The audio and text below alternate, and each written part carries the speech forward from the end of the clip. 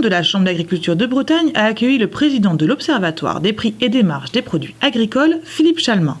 Sans concession, l'économiste précise ne pas savoir ce qu'est le juste prix, si ce n'est la rencontre de l'offre et de la demande. Le juste prix, c'est une notion extraordinairement difficile à définir, puisque il y a autant de juste prix qu'il y a d'exploitation agricole. On peut se dire spontanément, le juste prix, ce serait ce qui permet de couvrir les coûts de production et une juste rémunération. Mais il y a bien d'autres choses qu'on peut intégrer. Est-ce qu'il faut mettre un prix à la marque? Est-ce qu'il faut mettre un prix à la reconstitution des réserves, etc. Est-ce que même il faudrait à ce moment-là intégrer le juste salaire de l'agriculteur dans ce qu'il entretient la nature? Et puis il y a une autre chose, c'est que avec la fin de la politique agricole commune, les prix sont aujourd'hui des prix non seulement nationaux, européens, mais aussi mondiaux. Et qu'au niveau mondial, alors là, je ne sais plus du tout ce qu'est le juste prix. C'est à un moment donné la rencontre entre l'offre et la demande. Malheureusement, le monde agricole doit essayer de s'adapter à ce que j'appelle une véritable révolution culturelle, qui est le passage du stable à l'instable.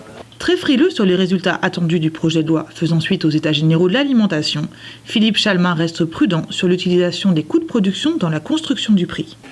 C'est un élément dont on peut tenir compte dans un certain nombre de productions où justement l'impact du prix extérieur est peut-être moins important.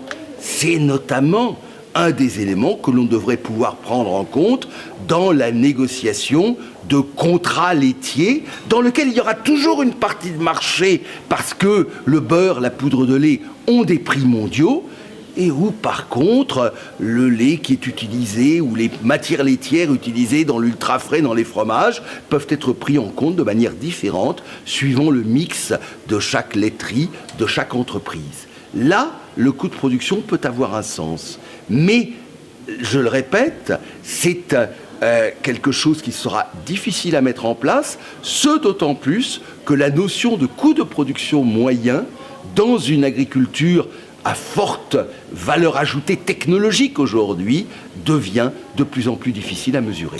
Une prudence qui se veut réaliste pour l'économiste, qui insiste sur la nécessité de s'adapter en construisant des nouvelles relations entre les partenaires des filières agricoles. Je suis dans l'horrible position de l'économiste sans cœur. Bien entendu que j'adorerais pouvoir dire que je crois au juste prix. Ce que je crois, par contre, c'est qu'il faut s'adapter à ce passage à l'instable et qu'il faut aller peut-être à l'encontre de nos vieilles traditions françaises où nous aimons bien ne pas nous entendre. Il faut savoir rentrer dans des logiques de contractualisation, de long terme où l'ensemble des parties prenantes, qu'ils soient producteurs, qu'ils soient industriels, qu'ils soient distributeurs, sont capables de prendre des risques.